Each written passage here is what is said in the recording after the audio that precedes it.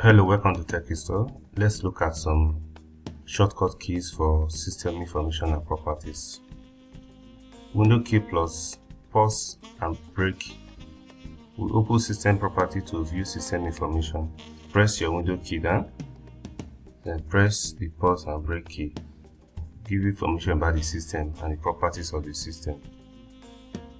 Window key plus arrow open system information utility. Press your window key down, press arrow key, and you type ms info 33. ms info, as you're typing, it will just pop up and select it, and they give you the system info utility. To open direct diagnostic tools, press your window key down, then press arrow. Window key down, press arrow, and you type ds.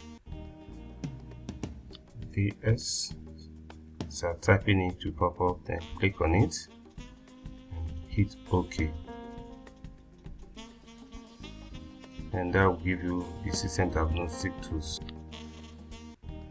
To open the quick link menu with various system tools, press your window keys down and press S. Window key down, S.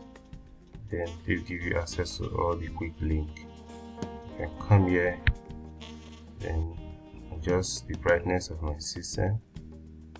See, reduce it, and can mute, increase the volume, regulate the volume of my system through this.